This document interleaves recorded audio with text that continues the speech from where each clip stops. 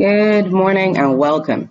I am Lisa Perch, your moderator this morning from Society Consulting, and it's my pleasure to welcome you to this session of the USAID Eastern and Caribbean Regional Climate Summit. I'd also like to welcome our audience watching on UA's TV's Facebook page. At this time, this symposium and this series of webinars are really timely and important to a number of activities in the region and globally. The US government has demonstrated its renewed commitment to fighting climate change by rejoining the Paris Agreement in January of this year.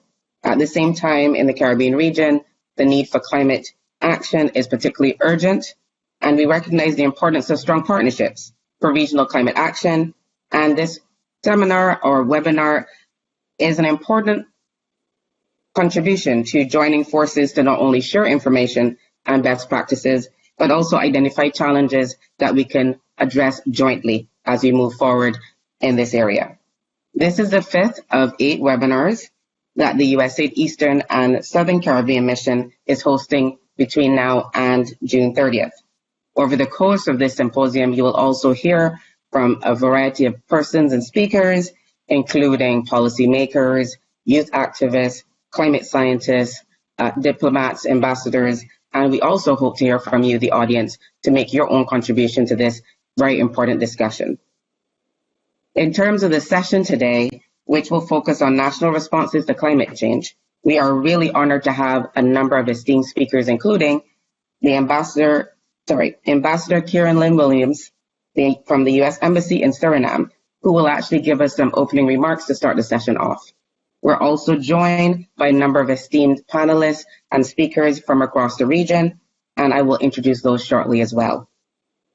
Following the presentations, we will have an opportunity to engage with the panelists, including responding to audience questions.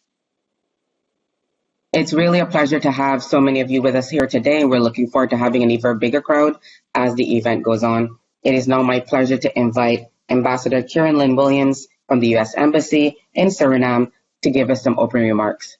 Ambassador Williams, the floor is yours. Thank you, Lisa, very much.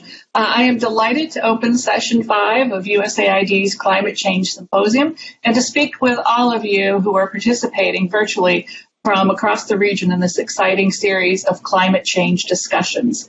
The world faces a profound climate crisis. This is a global existential crisis, and we can no longer delay or do the bare minimum to address the challenge. It threatens lives, health, economic progress, and even our ability to live as we traditionally have on Earth.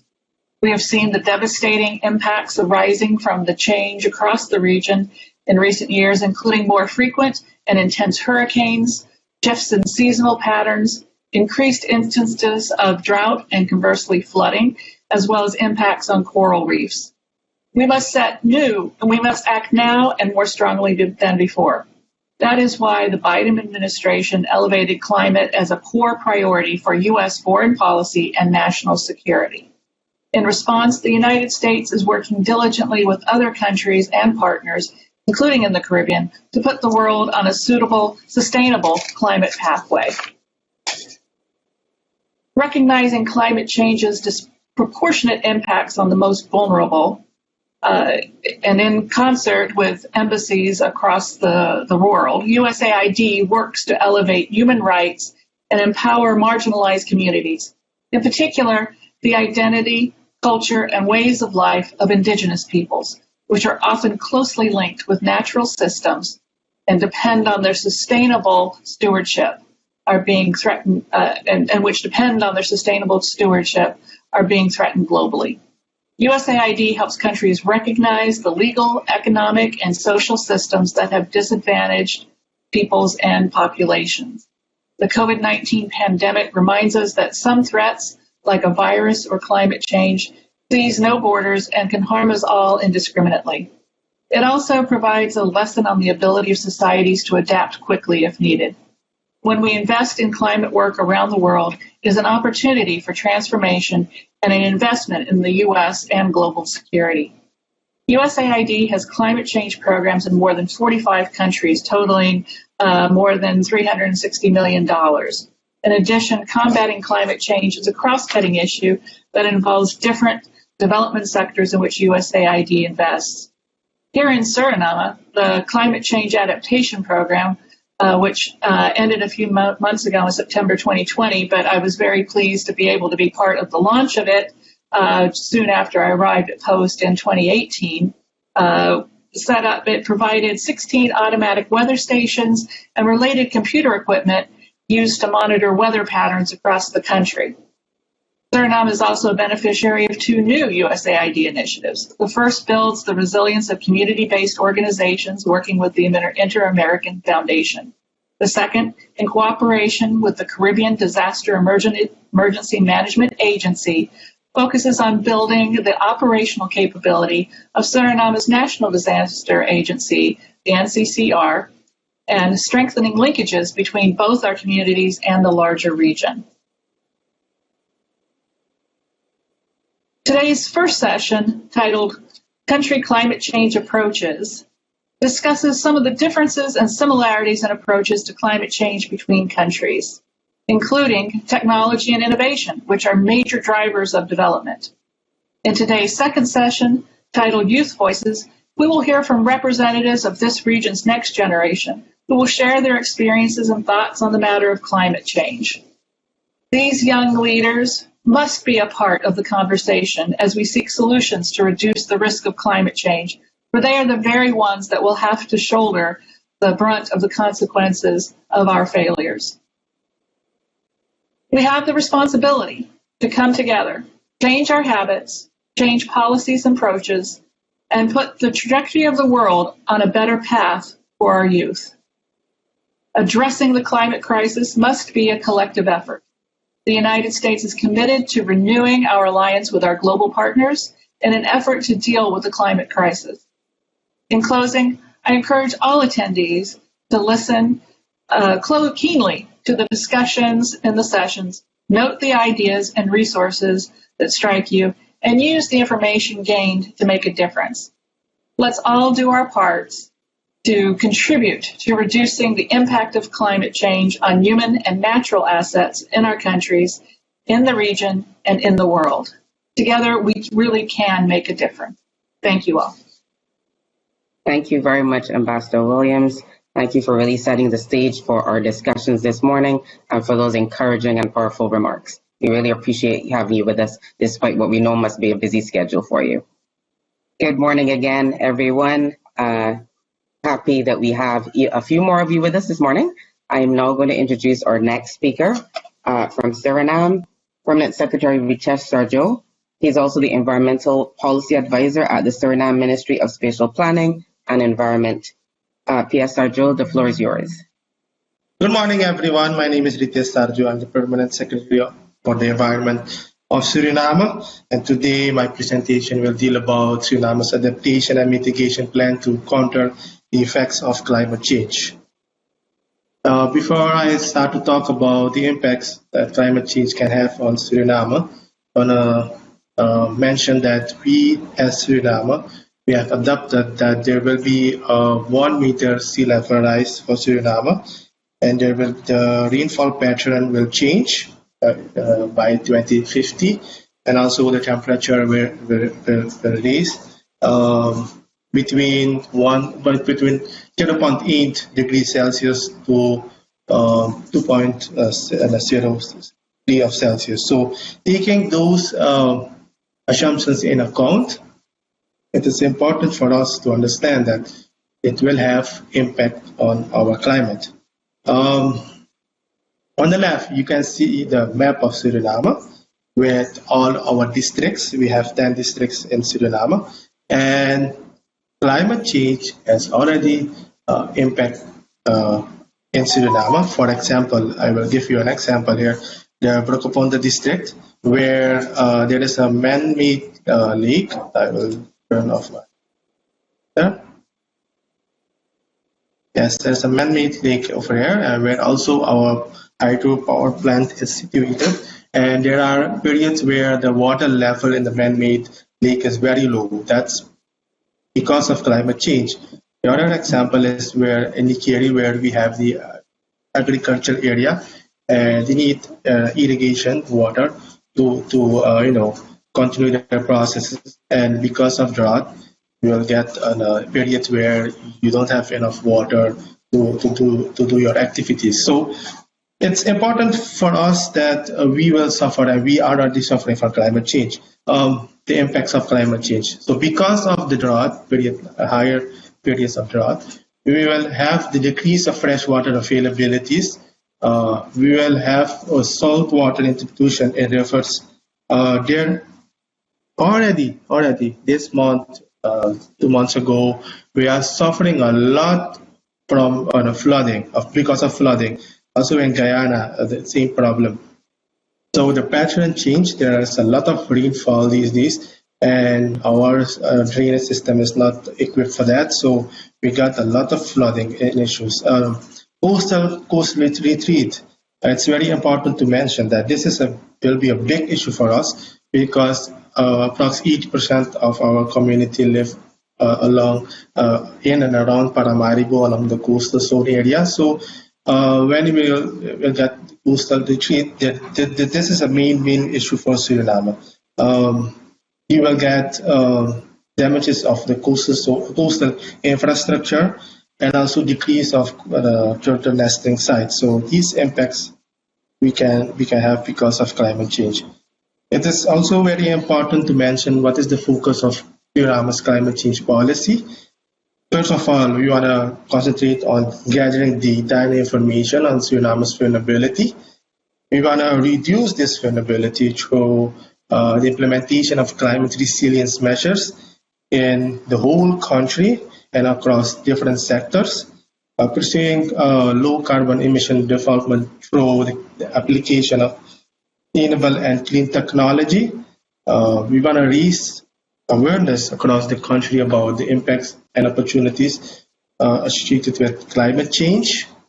And of course, we want to access international resources of climate finance, and also we want to integrate the climate compatible development in our national plans. And saying that, we have developed at least 5 documents. The first one is our National Climate Change Policy Strategy Action Plan for Suriname. Second one is our National Adaptation Plan. Third one is our Nationally Determined Contribution. Fourth is our Nationally Appropriate Mitigation Action. And this is a new ministry, so we also have our policy note. I want to highlight 2 of these documents, our National Adaptation Plan and our Nationally Determined Contribution. So our NAP is actually for 10 years. It started in 2020, and it's valid till 2030. There are 3 phases. Phase 1 is a near term, phase 2 is a medium term, and phase 3 is actually a long term. These are the expected impacts and the potential adaptations. For example, what I already mentioned is the decrease of fresh water availability that can be adapted in a way where you start to increase the capacity of existing water resources, a better water management. When it rains a lot, you have to manage that water better, so that when there is less water available, you can try to release water and so on. So there are adaptation methods. I don't have enough time to highlight all of those, but I will try to highlight one which is every of them are very important, but one which is very, very important for us, which has high priority, is coastal retreat, where along the coastal line 80% of our community live. So when our coastal infrastructure, our coastal is under stress because of sea level rise and more rainfall and so on, it's important that we incorporate engineering measures to increase sedimentation. Right now, there's a project going on. It's done by the University of Suriname, sediment trapping unit, where we try to trap sediment along the coastline, and we try to plant mangrove. So those activities are right now going on. So it's very important for us that we protect our natural mangrove structure. It is really under stress because of climate change. So and we have to monitor because there are also illegal activities going on along the coastline. So that has to be monitored. There are what is also very important is the increased frequency of flooding and drought.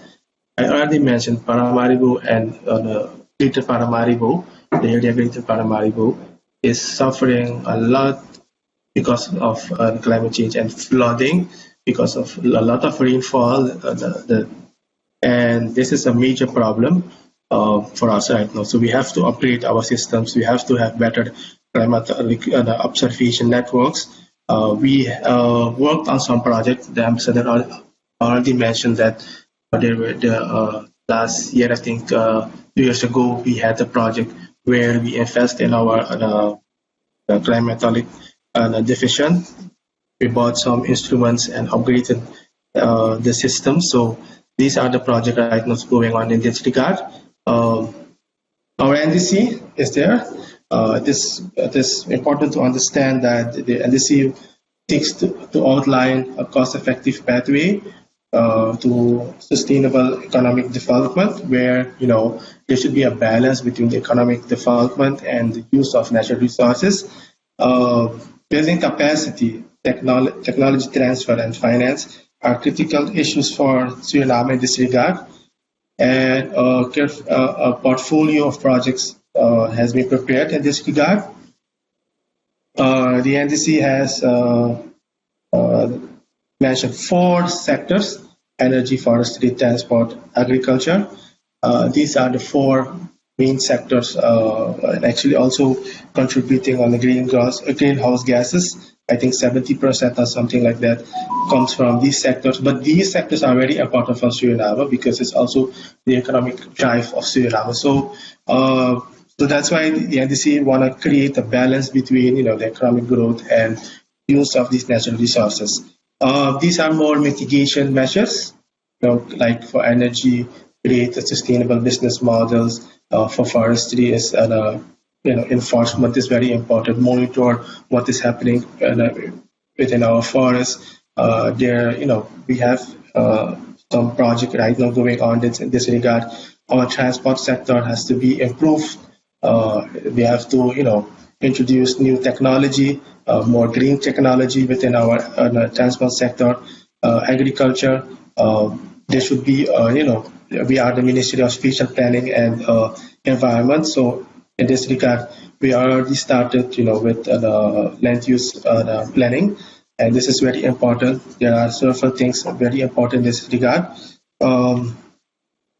So this is what the NDC says about for the mitigation part of Suriname. I want to make some keynotes. It's very important for us to understand that Suriname has right now a huge economic crisis. We have a debt burden of over 140% of the GDP, and because of this economic downfall, our environment is under stress. We have illegal gold mining activities right now going on, illegal logging activities. So our environment is under stress. We need your help to solve these issues, and it's clear that traditional climate finance instruments do not seem to be effective in our attempt to maintain our environmental status. So it's very important that we exchange thought with you all and find solution regarding climate resilience adaptation, and start to raise the ambition for mitigation efforts. Thank you very much for your attention. This was my part. Thank you so much, PS Sarjo. Thank you very much for sharing with us the Suriname experience and issues that are happening in real time, and we look forward to exactly that discussion that you pointed out that will be necessary. It is my pleasure to now introduce Mr. Andrew Bishop, Lead Climate Change Negotiator with the Office of the Vice President, I believe, Department of Environment and Climate Change in Guyana. Mr. Bishop, the floor is yours. Well, thank you very much, Madam Moderator. Your Excellency, Ambassador Kieran Lynn Williams, fellow members of the panel, participants.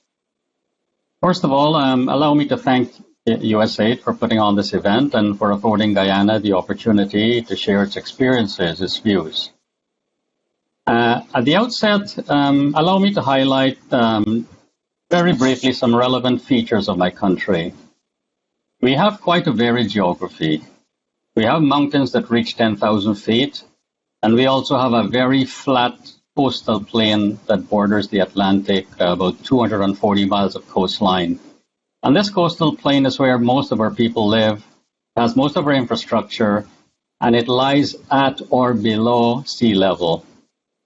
I point this out because we have a perennial challenge building and maintaining sea defenses and draining rainfall runoff and so on.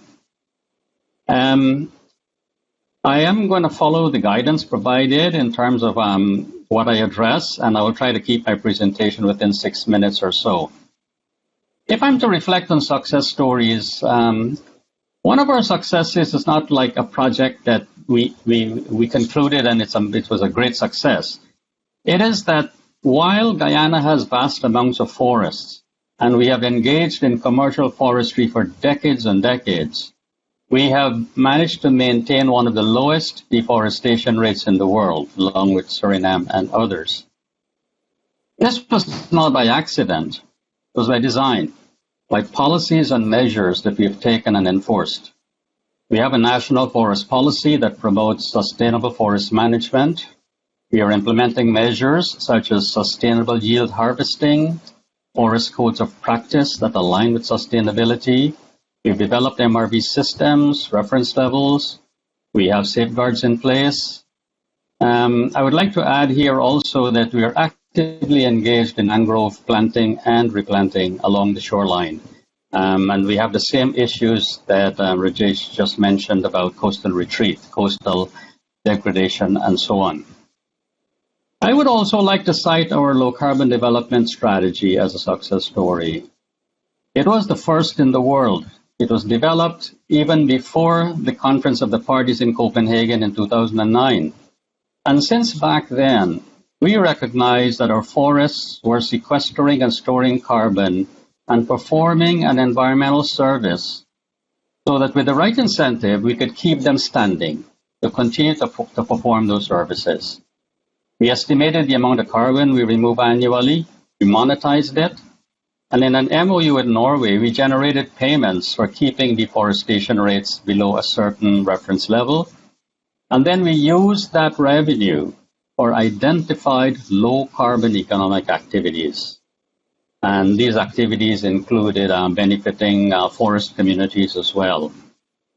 Just to add that we're currently revising our low-carbon strategy to include biodiversity, integrated water management, and the marine economy. May I add, Madam Moderator, that just a few weeks ago, on June 5th, World Environment Day, my president signed the Leaders' Pledge for Nature, and we also formally joined the Global Oceans Alliance in a global initiative to ramp up biodiversity protection and conservation. Now, following the guidance, let me address resilience and adaptation. I had mentioned earlier that most of our population and infrastructure are below sea level or at sea level. And this underlies our risks and our vulnerability to rising sea levels, to surges, floods, and so on. You all would have read about the floods that we're currently experiencing and Suriname as well. I'd like to point out that in 2005, we had what was seen as a 100-year flood. Here in 2021, just 16 years later, we have an even worse flood. So let's see what's happening. The impacts are intensifying. just like the IPCC predicted. We are in the process of finalizing a climate resilience strategy and action plan. Now, this plan, in addition to documenting risks and vulnerabilities, it identifies a number of areas where actions can be taken to develop resilience. Areas such as drainage and irrigation infrastructure, water conservancy management, enhancing our sea defenses, early warning systems, climate resilient agricultural systems. These are only some of the urgent areas where action needs to be taken. We spoke about research. We can consider more research and analysis and capacity building in tropical, localized weather forecasting. And I use the word localized there very poignantly. Localized weather forecasting. I would drive through one village with heavy rains. 5 minutes later, I enter another village and the roads are dry and there's no rain. Our universities don't teach that kind of weather system. So we need research there. A final point about financing. All these initiatives I mentioned, the drainage works, the conservancy management, the forest management, all that stuff, they take a lot of money to implement. And so while we need more research, let us simultaneously allocate resources to implement actions which are ready to go and fund projects on the ground. So with that, Madam Moderator, I thank you. Thank you so much, Mr. Bishop. Thanks so much for sharing Guyana's experience. As you say, successes, but still remaining challenges. And thanks for pointing out that while, we have our scenarios, the 1 in 100 year scenario seems to be now a bit of a dinosaur in terms of the reality that we're facing. And I think that's probably one of the most poignant things that the region is seeing right now as we look at, a range of different extreme events. So thank you for sharing that with us. It is my pleasure to continue with our great panel and invite now Dr. Hugh Seeley from Barbados to the floor. Dr. Seeley is a special envoy of the government of Barbados for climate change, and he's also a lecturer at the Center for Resource Management and Environmental Studies at the University of the West Indies. Dr. Seeley, the floor is yours. Thank you very much, Lisa, and thank you to USAID for inviting me to this event. And good morning to Ambassador Williams and all fellow panelists. I wanted to talk about Barbados' adaptation response to climate change, not our mitigation response. I would give a passing remark on our mitigation response as I say, watch this space. We haven't submitted our NDC yet. We are in the process of getting it approved by the cabinet. I do not want to steal my Prime Minister's thunder, but I can tell you to watch this space because it will be an ambitious NDC. But I'd like to talk about adaptation and our response in that field. So the next slide, please. Most of our impacts are going to be hydrological. And the data that I'm presenting here is from the latest State of the Caribbean Climate Report prepared by the Mona Climate Studies Group at Mona campus of the University of the West Indies. And what they're predicting is that in our region of the Caribbean, that we're going to get 20 to 35% less rainfall by the end of the century. The rainfall that we do get is going to fall in shorter and more intense events, which is going to make it absolutely critical that we capture every drop that falls. And we're going to have more drought. As far as air temperatures go, well, we're facing up to 4 degrees Celsius of warming by the end of the century. We're going to have an increase in heat waves, and those cool nights that we used to have in December and January and February will be rare or become much more rare. Next slide. Sea surface temperatures are going to increase by more than 1.7 degrees. That has, of course, significant implications for the hurricanes. We are facing inevitably between 1 and 1.5 meters of sea level rise, and I am not putting in there any potential tipping points like West Antarctica ice sheet or Greenland melting. If that happens, the game is over. As far as hurricanes go, we're predicting no change in overall frequency, but the hurricanes will get stronger, both in terms of wind speed and in the amount of rain that they dump. We are expecting an 80% increase in Category 4 and Category 5 hurricanes. So those are our impacts. And on that last slide, you saw a picture of sargassum on our beaches. We're linking sargassum to climate change as well. And that's having a significant impact on our coastal resources as well. Thanks. Next slide.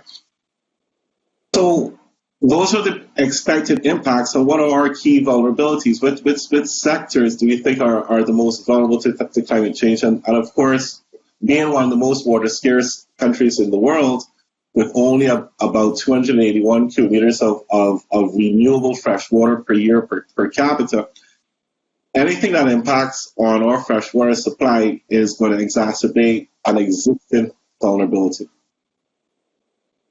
Our housing stock is vulnerable. We have forgotten how to build properly.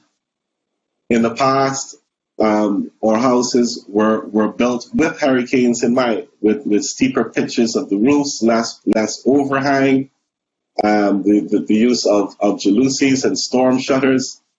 All of that has changed with modern housing, and now we're left with a housing stock where we estimate that 60 to 75% of our roofs will be lost in a Category 4 or Category 5 hurricane. Like Suriname, like Guyana, a lot of our infrastructure and our population is on the coast, and therefore we are highly susceptible to storm surge. And if we lose our reefs and we lose that mechanical barrier to wave action, well, then the storm surge gets even worse. And we will lose our reefs.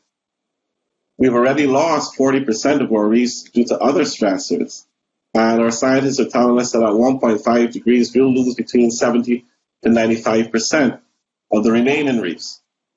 If we get to 2 degrees Celsius, we will lose 99% of our coral reef ecosystems. Next slide. So our response is our Roosters program. That's our flagship adaptation response. And it's a I suppose you could call it a play on a more familiar term, which is ridge to reef, where you look at integrated watershed management and integrated coastal zone management and bring them all together. In the context of an island, that's basically coral or karst limestone, and therefore the whole island can be considered a coastal zone. In simple terms, anything that you put into the land will eventually reach the coast. What's different about the Rooster Reefs is that it's programmatic. It's a program. It's not ad hoc projects that we're aiming at different sectors. It's comprehensive. And we're looking at 6 different areas: shelter, energy, water, waste, land use and marine spatial planning, and ecosystems, including ecosystem-based adaptation. Next slide. The objectives of the Rooster Reef program are aimed primarily at homes, where we want to make the household more resilient if they lose their electricity grid, if there's a catastrophic loss of the water distribution grid. A homeowner will be comfortable in a home knowing that they still have their roof, they still have energy, they still have access to fresh water. We need to increase our overall freshwater storage capacity. As a small island, that's an inherent vulnerability. We have little below ground storage capacity and little above ground storage capacity. At the individual level, if we can get households to store rainwater and mains water, and we multiply that up by household, tens of thousands of times, we increase our national storage capacity. If we put solar PV on people's roofs, we will we will not only give them a battery in their homes, we will not only increase their resilience, but we will be reducing our carbon emissions. We want to attack our wastewater streams, in particular our nutrients. We see nitrates and phosphates as pollutants of concern because of the sensitivity of our coral reefs. And therefore, we're going to again attack that at household level, and we need some more research in that area. How can we find a wastewater treatment system that removes nitrogen efficiently, but is affordable and can be operated at a household level or a small community level? The Roof to Reefs program is inextricably linked to our physical development plan and our planning process, because how we use the land on our marine spaces will dictate whether we're going to be sustainable or not. We have to protect our utilities, our critical utilities, electricity, water, sanitation. And we need to restore our coral reefs along our south and west coast.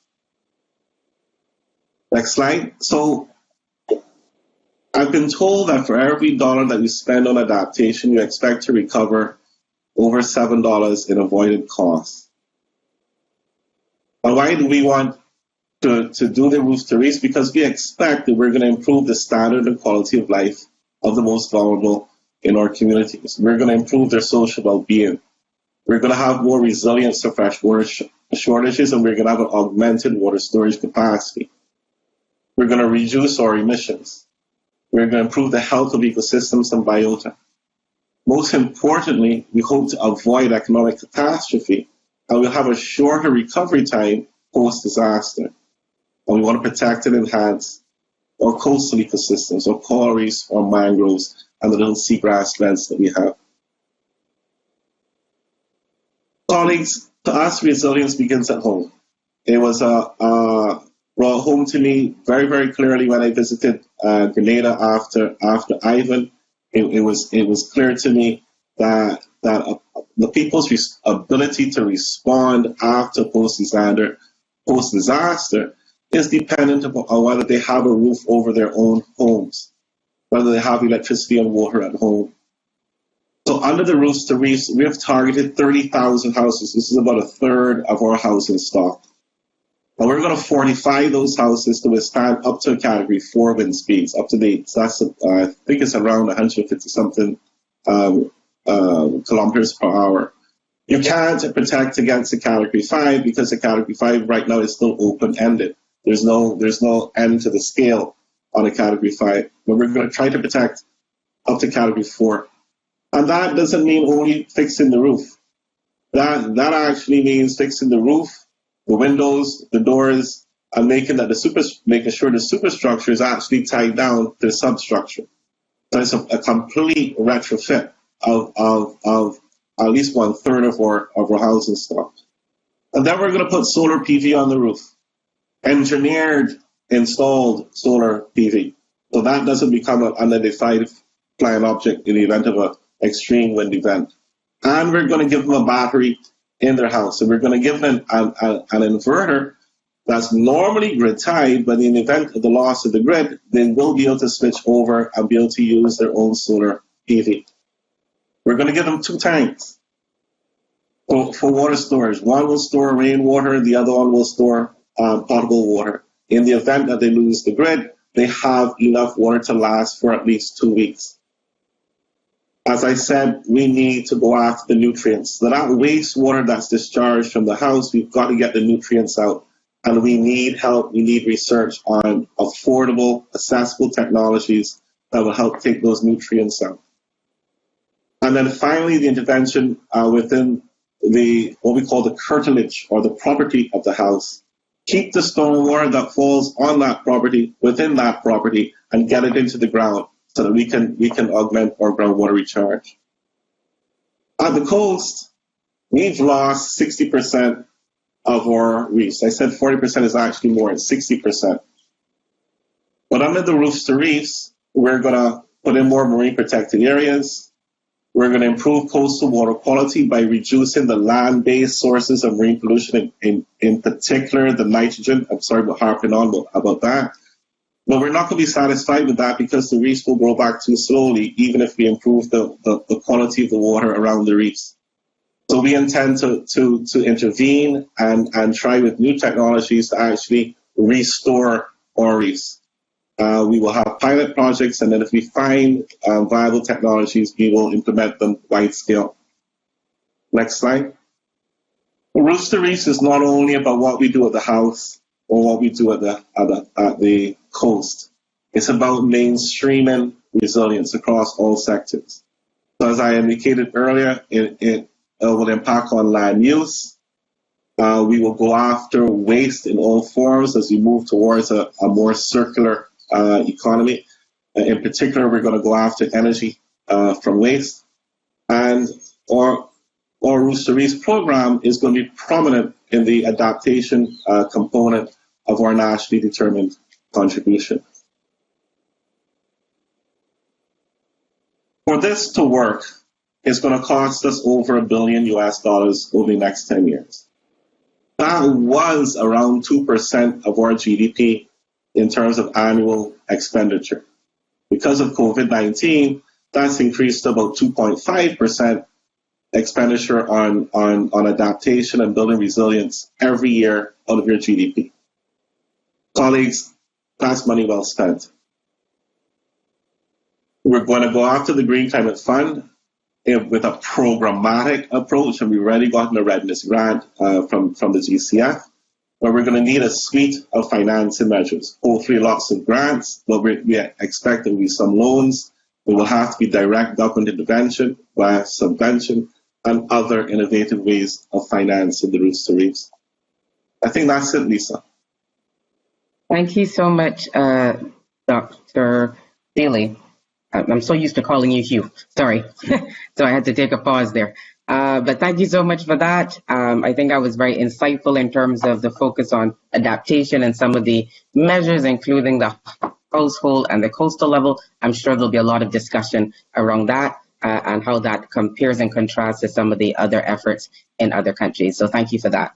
It is my pleasure now to introduce Ms. Dawn Pierre-Nathaniel from St. Lucia, who's the Deputy Chief Sustainable Development and Environment Officer at the Department of Sustainable Development in St. Lucia.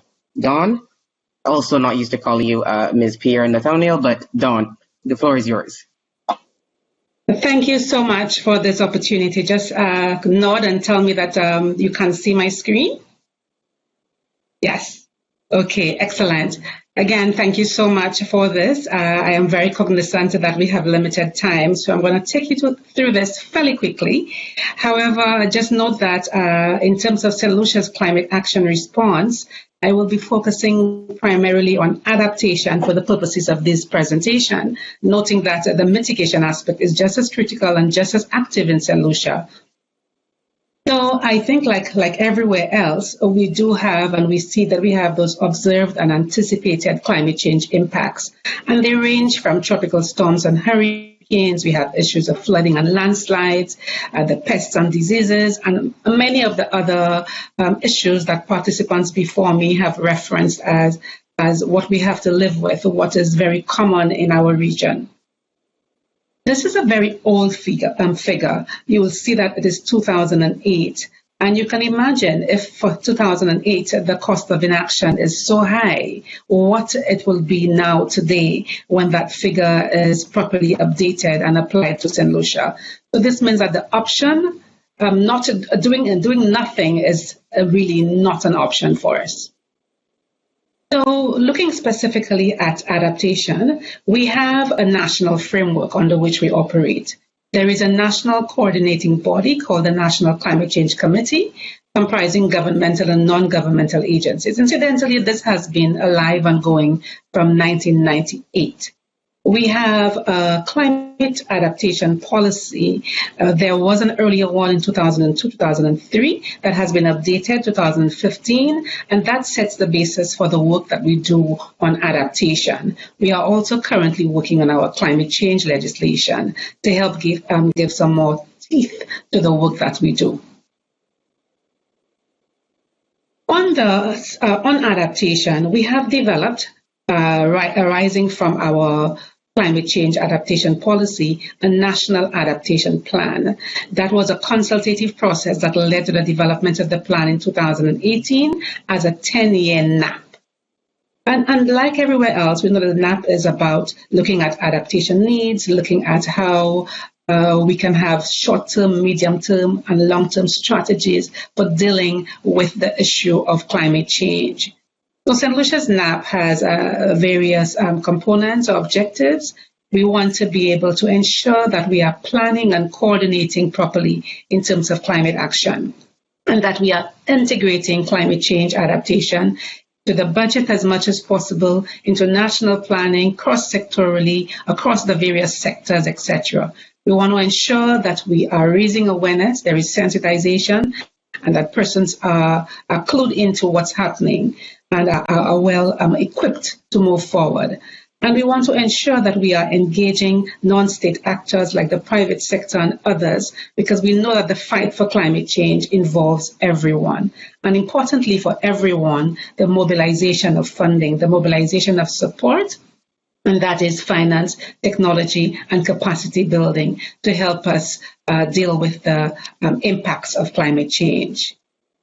So under this NAP, again, focusing on the adaptation side of things, we've done quite a lot. Obviously, we've started off in terms of having a baseline assessment report done that allows us to see where we are and what's going on. The stock taking, climate risk vulnerability assessment, and all of that would have been part of the process we undertook prior to the startup of our NAP, and of course, leading to the NAP. Now, under the umbrella NAP, we have a number of sectors and stakeholders were able to prioritize, look at all the sectors and determine that they were all important, and pointed them out as such, and had a number of measures that were identified in the NAP for sectors ranging from water, agriculture, fisheries, resilient ecosystems, tourism, education, and health. So there were about 8 sectors that were identified by stakeholders. And we were able to therefore begin the process for developing sectoral adaptation strategies and action plans, or SASAPs, under the umbrella NAP. And those SASAPs allow you to go more in-depth in the measures and the project concepts, the challenges, the barriers, the potential, the opportunities, and all of that. So we've been able to develop SASAPs for water, agriculture, fisheries, and resilient ecosystems, and the NAP will probably show this as natural resource management. It includes marine and terrestrial. And we've also been able to note that there is much to be gained from actually capturing the process that we've gone through. And we found that it is useful within, nationally for St. Lucia, but also for our sister islands and countries who can use the process of St. Lucia, hence the development of the guidelines, and adapt it to their particular circumstances.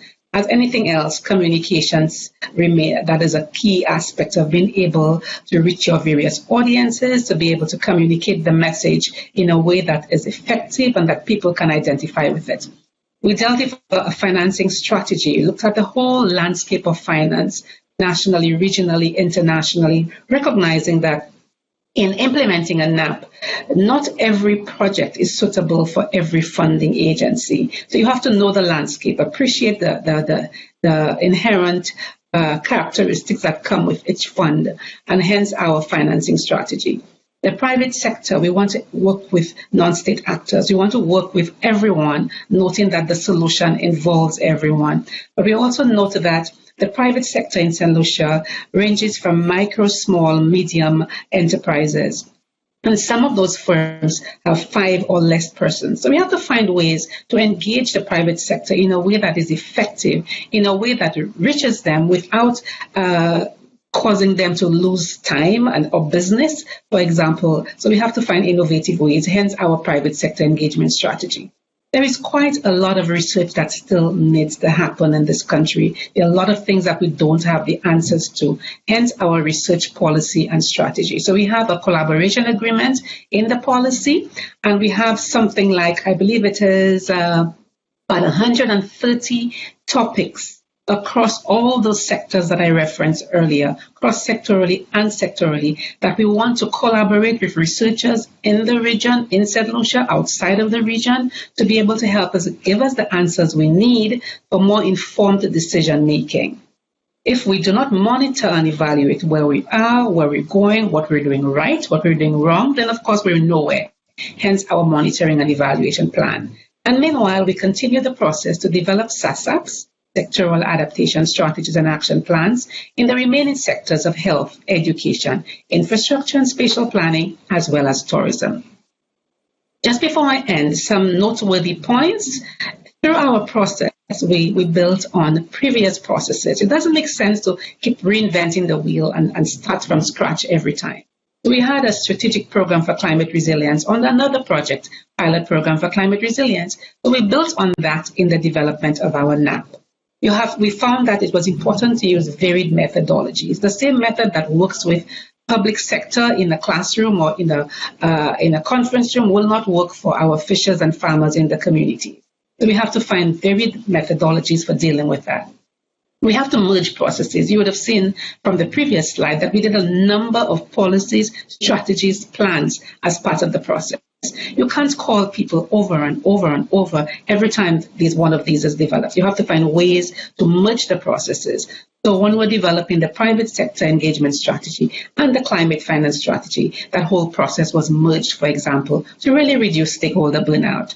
We found that it is important to work with artists and artists. And that is because we want to work with the people who can draw and paint and communicate that way, but also the entertainers, from our soca artists to our calypsonians, to those who are excellent with poetry, to our drama persons. Because think of the youth. You have to find ways to be able to communicate the message effectively and in an interesting way to persons. Through our process, it was important to bring policymakers together. So we had this humongous NAP assembly, and we keep having those sessions where we brought our ministers together, not just the minister responsible for climate change, but the ministers across various sectors, the permanent secretaries and deputy permanent secretaries across various sectors, the heads of departments across various sectors, and brought them together to communicate and ensure that they understood the NAP, SASAP, the process, the implications. So by the time our NAP got to the Cabinet of Ministers in May 2018, it got approved in that same month. There was no delay because there was already that process of bringing everyone together. Working incrementally is critical, fundamental. You can't do everything all at the same time. So it's important to be able to do the small pieces, do the pieces that you can, and do it in an incremental way. You will get there. Language, culture is important. We speak Creole or Patois in St. Lucia. So you must have ways to communicate with those persons as well, and to be able to have products that can reach them. Therefore, at the end, what do we need? We need lots of things in St. Lucia, but as I said, we are focusing on our adaptation side of things. So we want to implement the SASAPs that we've already done in water, agriculture, fisheries, and resilient ecosystems. There are a whole lot of measures in there. I believe the NAP has 309 measures across those various areas. And we want to be able to develop and implement the SASAPs in the remaining areas that I referenced. We want to have support for behavioral change, which requires sensitization to be on a continuous basis. There is capacity development that is required, hence our roadmap and capacity development plan, from project proposal writing to building the climate rationale and all of these things. We want to be able to roll out properly our private sector engagement strategy that was just approved last year, because this sector is critical in helping with the climate solution. And we want to partner with researchers in getting those questions answered for more informed decision making. This slide, I won't go into it, only to say that when you get this presentation afterwards, you'll have an ability to see our policies, our strategies, the guidelines for the development of the SASAPs that I referenced earlier, and all the efforts in our nationally determined contribution, which I didn't talk about in this presentation, which we submitted to the UNFCCC in January 2021. And all the various products that we've developed, from Calypso, our drama video, and all of these are there. And that's just a snippet. There's so much more. So we hope that you have an opportunity to look at it. And with that, I leave you and indicate that the fight continues to avert, minimize, and address climate change, one sector, one community, one business, one household, one person at a time. Thank you. Thank you so much, Dawn, for that riveting presentation on St. Lucia's efforts, including some of the ways in which you've also tried to engage with behavior change, sensitization, as other countries have. I also note the focus on the household as well, and also some of the work that's happened at the sectoral level. It is now my pleasure to invite our last speaker, last but not least, Mr. Chamberlain Emmanuel, who will speak to us from the perspective of the Commission for the Organization of Eastern Caribbean States. Mr. Emmanuel is the head of the Environmental Sustainability Cluster at the OECS Commission. Mr. Emmanuel, the floor is yours. Thank you very much, Lisa. Can you confirm that you can hear me well and see my screen? Yes, I can. Yes. Okay, well, wonderful.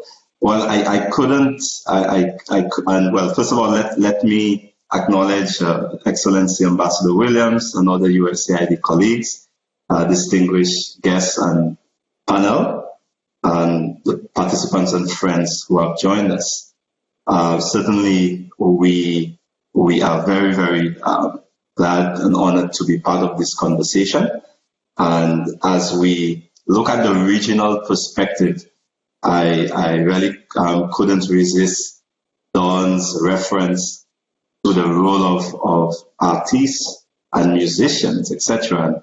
This, what you see on the screen of this iconic 1.5 to stay alive photo or artistic interpretation really was the basis of the rallying call at the COP in Paris in 2015, where we successfully saw the Paris Agreement, including the recognition of the aspiration to keep below 1.5 degrees. And so this was everyone's voice coming together, and all our countries, all our islands and countries of the Caribbean, including our OECS. And I think it really, says why it is that we need, that there is a regional approach. There's a saying that says, if you want to go fast, you go alone. If you want to go far, you go together. So with that preamble, we, at a collective level, we've recently, up to 2021, done an assessment through CIMH of the situation in the region, Eastern Caribbean region, the risks and impacts that are projected throughout the century. On the issue of temperature rise, we're looking at 1.5 to 5 degrees increase, heat stress, warmer and more saline seas, sea level rise up to 2 meters, extreme rainfall. We already see what's happening in Guyana and other spaces, and also on the issue of drought. So while on one hand we expect more extreme water events, we also expect more frequent and more intense droughts, as well as more frequent dry spells. And this has really broad implications for human health, water mitigation, energy, education, livelihoods, which is very critical, and we'll speak a bit more to in a while, and food security, etc. And so the IPCC, the Intergovernmental Panel on Climate Change, in its fourth report, included a statement which we found instructive and we found to be true, is that well-planned early adaptation actions has been shown to save money and save lives.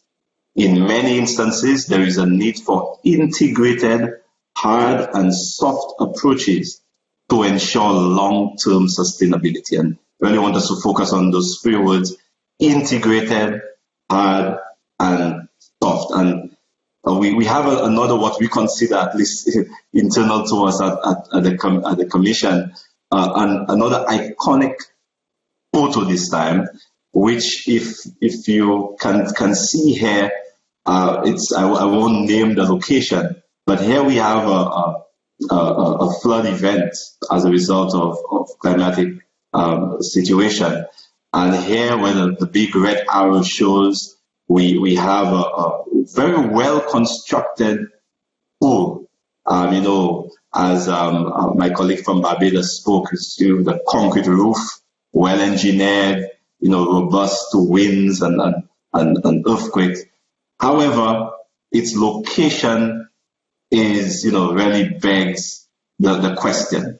And so here we go, hard and soft. So while the physical infrastructure is critical and must be done well, and we will need a lot of this, we also need to make the right decisions, else we are not helping ourselves. And so we get our mandate from the revised Treaty of Bastille, and specifically embedded in there is the St. George's Declaration of Principles for Environmental Sustainability. This has gone through multiple iterations from 2001 and informed by more updated aspirations and data, whether it be the Paris Agreement or the Sustainable Development Goals or the more pathway. We now have, as of 2020, the SGD 2040, which includes the aspirations moving forward, including the issue of climate change and resilience. The foundation of the St. George's Declaration, SGD, not to be confused with the SDGs, is a concept that has been reaffirmed: island systems management. And again, this has been there from the inception. And there are three concepts really. One is that it recognizes the close concentration and proximity and link between all the ecosystems, all species of the island. And as islands, as we have in the Eastern Caribbean, we're referring to from the ridge to not just the coastline, but the EEZ. Okay, that is our legal marine boundaries. And so that entire space, with its biological processes, ecological impacts, and human intervention, we need to manage this entire space in a continuous, dynamic way, and to involve everyone, all sectors, all persons, civil society, and all, if we are to really be successful in managing this climate catastrophe. And so here is a snapshot of the SGD, and you would see highlighted here the issue of climate and disaster resilience, which is a strategic priority that we are working on with our member states. But also, I want to pay attention to aligned to the other strategic priorities, the other 5, which are very much closely related to each other and to this one of climate change. So climate change impacts oceans, impacts biodiversity, impacts land and water, impacts energy and waste. And on the other hand, these all impact or affect the way we respond, they influence the way we respond to the issue of climate change. So we refer to it as integrated and indivisible approach if we are to achieve the goal of a better quality of life for the people of the OECS. And so specific to this strategic priority, we are working to ensure that the risks and vulnerabilities associated with climate change and natural environmental hazards and the impacts on natural and human systems are adequately addressed at all levels. And here, the approach really can be summarized in this mouthful, which is strong institutions, sound intelligence, and smart investments for building resilience in ecosystems, communities, and sectors. This is our mantra, so that we are better, stronger, and smarter. And you can see here the various tools that are employed in a cross-cutting way to achieve that. And so where have we been, what are we doing, and where are we going as Eastern Caribbean Islands?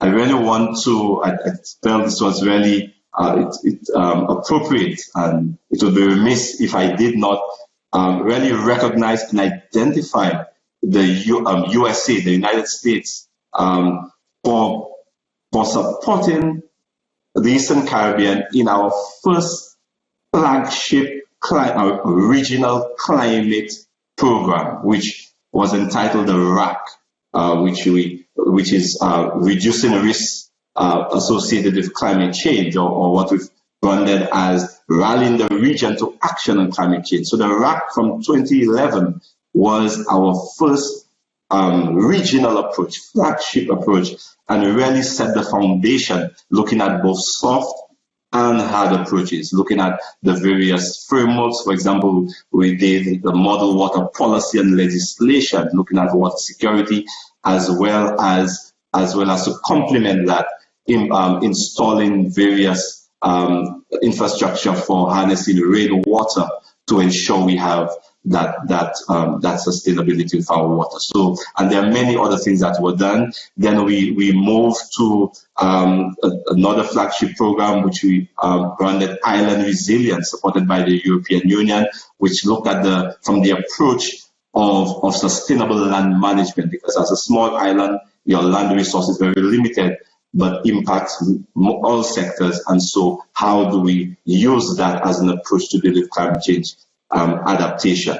And as we move forward on our biospace initiatives, we are looking at working with nature, both on the terrestrial and the marine space, to deal with with climate change, but also the opportunities for livelihoods and sustainability in that space.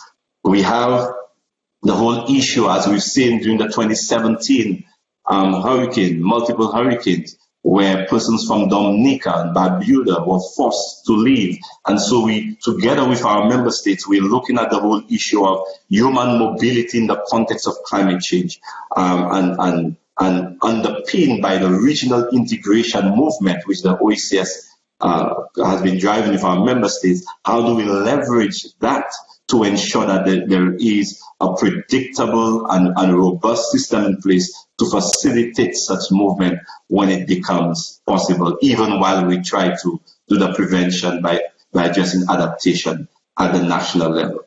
And as we move forward, we want to be able to scale up, and accelerate the transition to sustainable energy. And so we now have the Eastern Caribbean Solar Challenge, Race to the Sun, where we rally our member states, policymakers, businesses, and regular households to get on that train, get on the track, and to transition to solar energy, and along with our partners. Now, as I go forward, I want to highlight here those two documents that you see: the OECS Climate Change Adaptation Strategy and Action Plan, which we have recently developed and endorsed by ministers, and a toolkit which we refer to as Building Resilience with Nature and Gender in the Eastern Caribbean.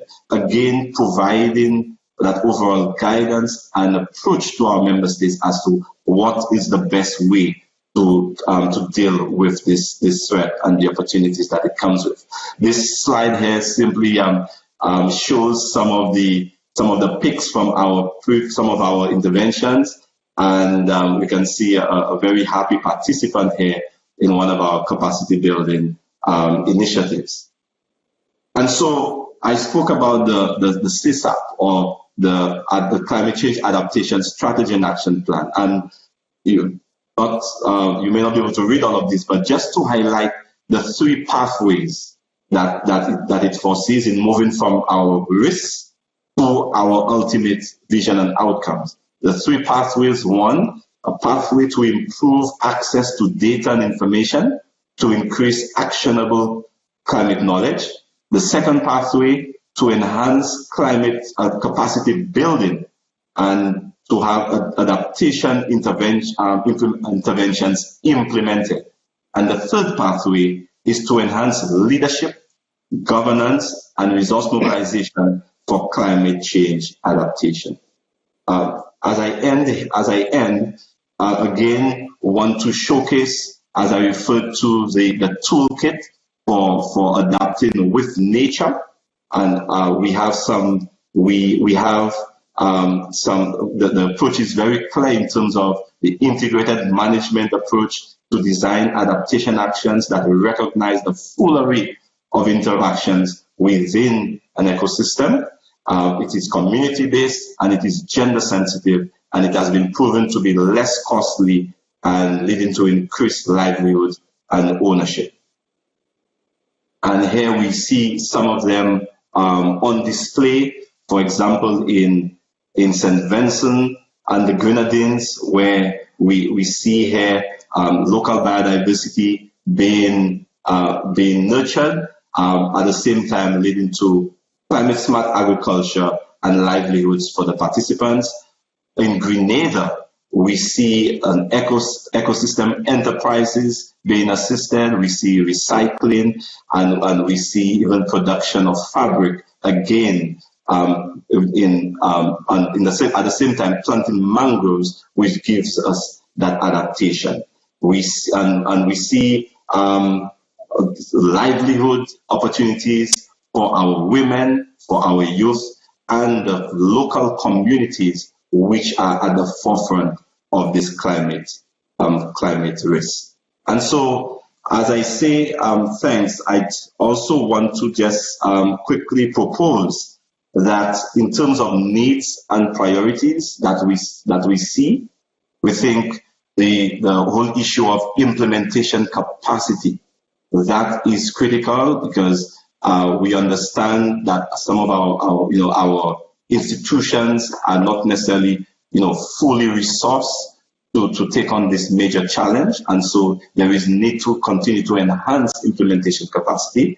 We see the need to scale. There have been many pilots, as I've demonstrated here, and small scale demonstrations. There is need for resources to scale these at a national level and replicate, so that we can rapidly address the threats.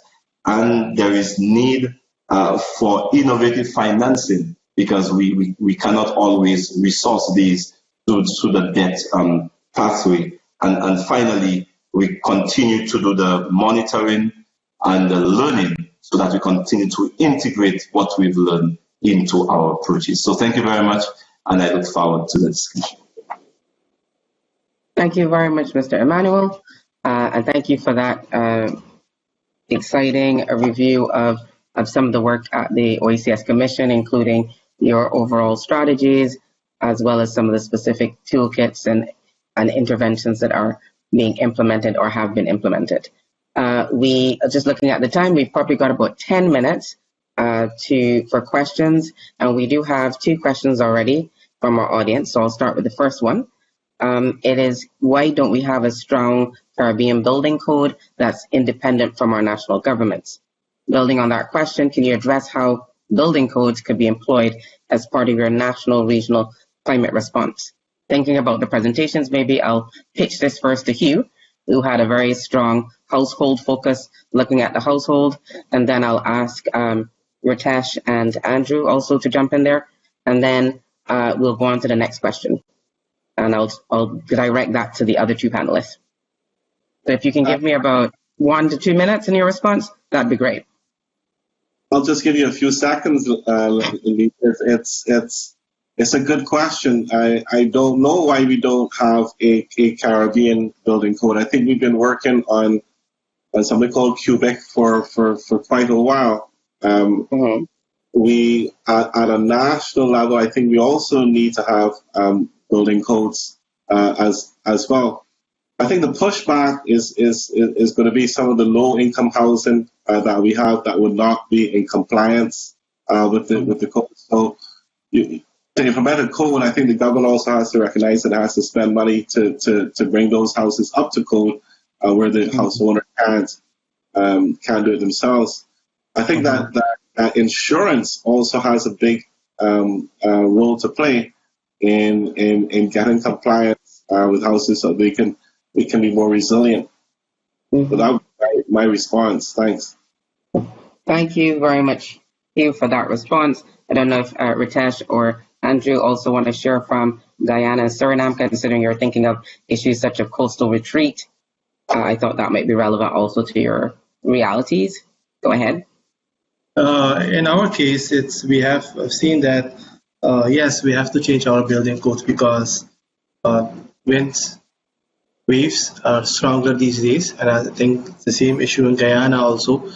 So right now, the Ministry of Public Work is right now working on these, taking these things in account that the building codes has to change. Otherwise, I think in the past 10 years we had a lot of roof moved away just because of wind.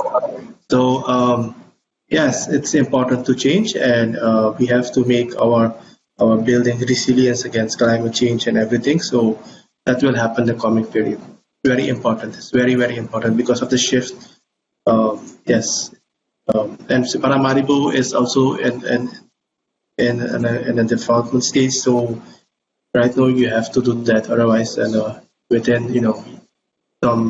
some years you will get major issues regarding buildings and those things. So very important.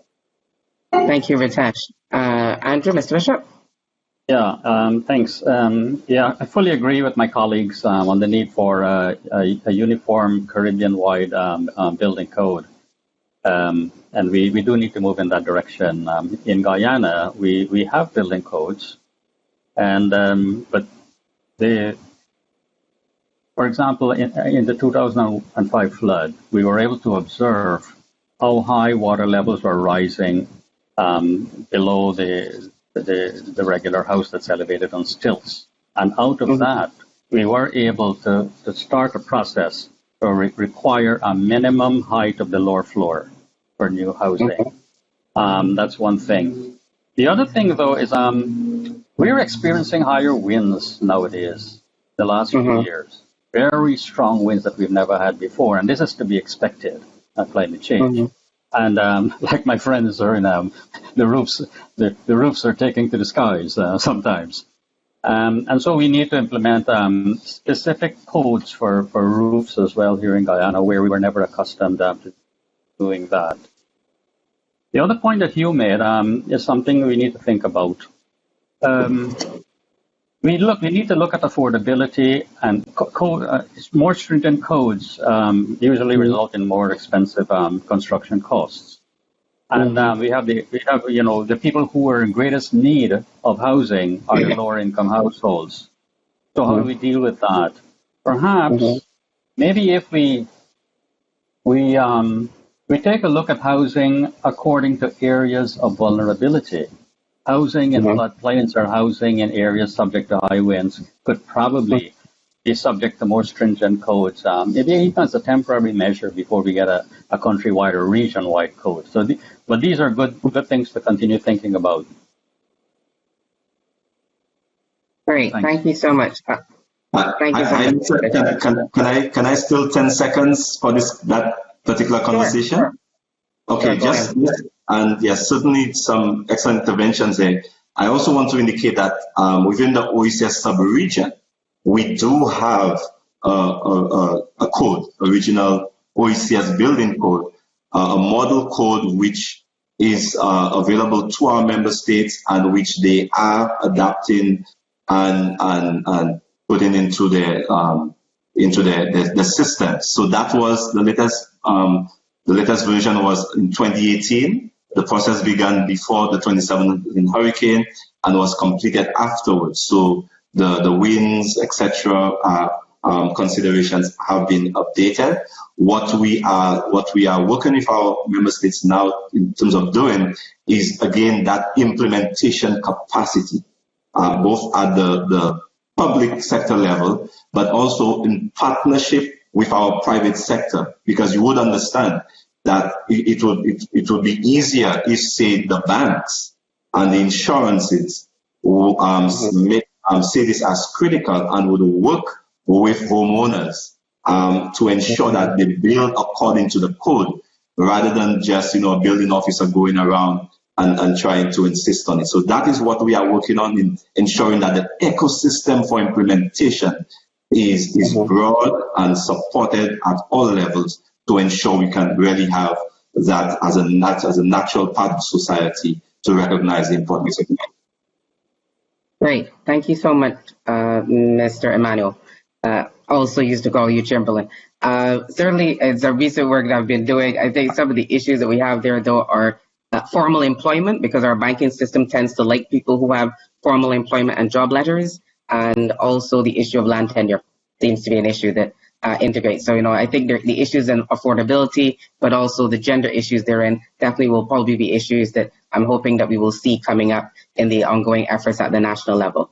We've got a question on what research or information is still needed for climate resilience planning in your country. I thought, Dawn, you might want to take this one, since you have a research strategy and a plan and had identified a number of measures. So sorry to lob the ball to you, but I thought you might be able to take make a good response on this one. Okay, not a problem at all, Lisa. Thank you so much. Yes, indeed, there is still quite a lot that we need to know at the national level, both for planning as well as for implementation. I dare say it's not so only for St. Lucia, but for the region as well. As I mentioned, we do have this research policy with the collaboration agreement and the research strategy. And in the research strategy, we have identified 130 thematic and cross-cutting climate relevant questions of national importance. And there are suggested outputs and activities inviting researchers to collaborate with us. So apart from having questions around the cross-sectoral research and information for science-based decision-making, as you'd understand that there would be stakeholders pose various questions in biodiversity, ecosystems, and ecosystem services.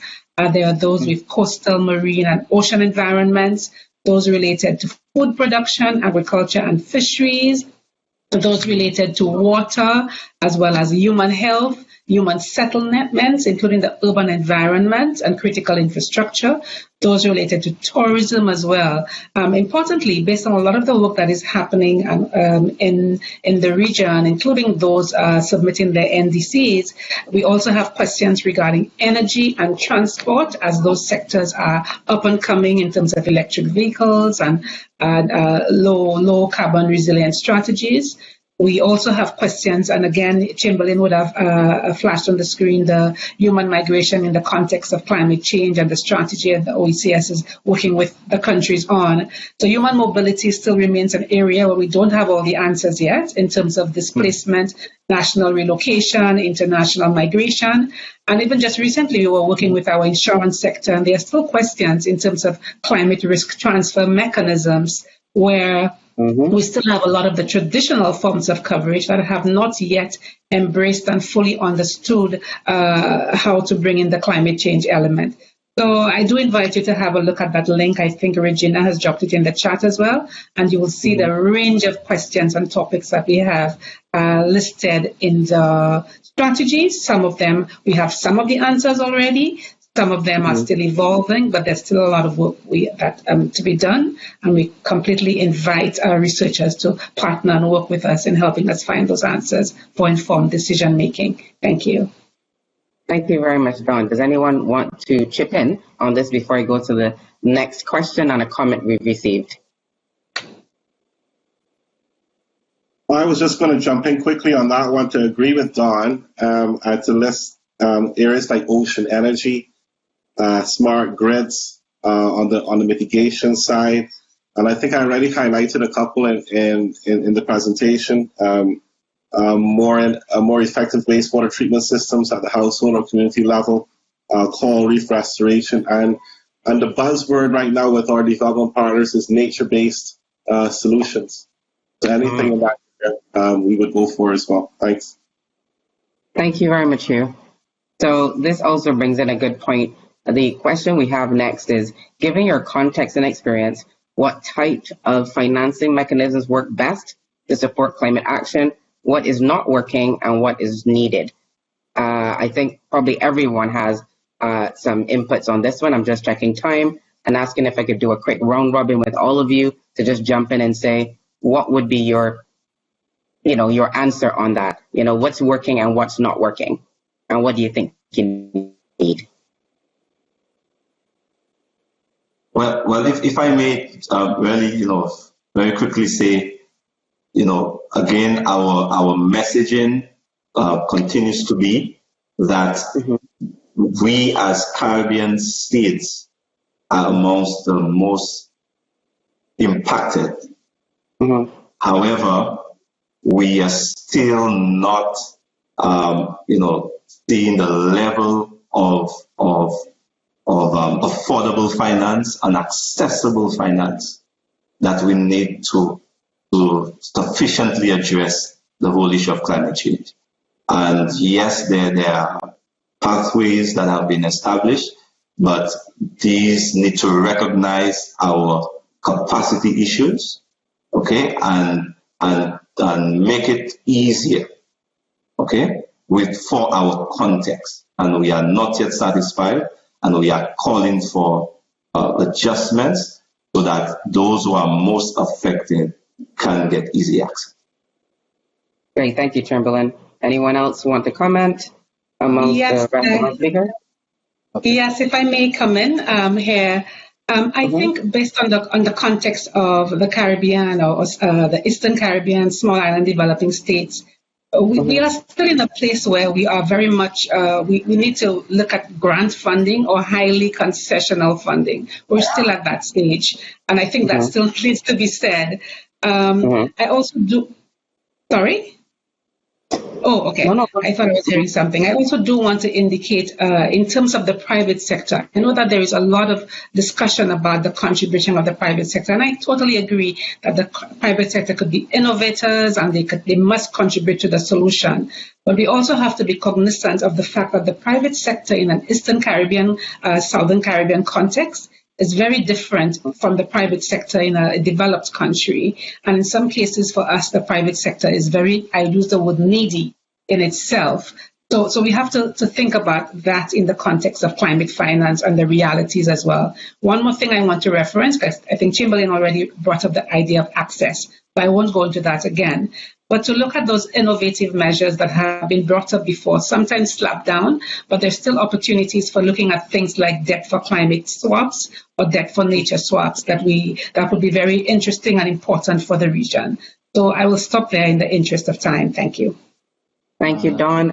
Andrew, you wanted to say something? Please go ahead. Thank you. If I may just have a quick one in here. And what's not working? I would say there's a whole lot not working. We need to look at the question of the adequacy of climate finance. We all will agree it's highly inadequate.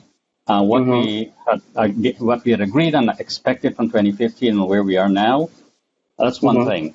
The type of financing is also an issue.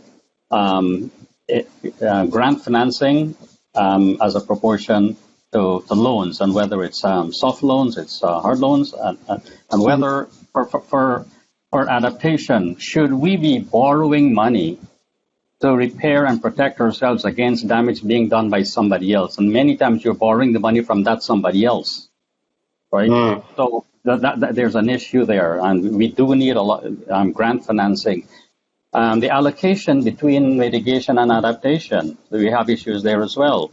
The institutional arrangements, the amount of intermediaries you have between the donor and the recipient, and the cumbersome modalities and procedures you got to go through to get this money, the amount of time it takes for the project cycle, issues of direct access. I think this is another conversation. I'm going on and on. Let me stop. But there are issues there. All right.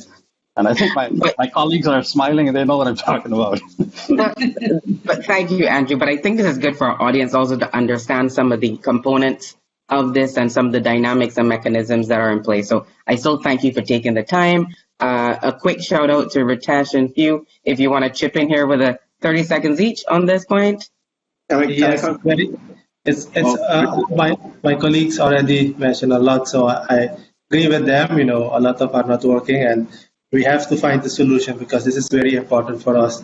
Like in Suriname, we started with the finance strategy, how to find out what is working and what is the best for our country, and how we can work together with the private sector, public sector, and also on build a bridge with the international society. So that's what we are trying to do right now. And if we can, find the solution, it will be very, very, very okay, good for us. Because I already mentioned, we are in a big economics problem. So yes.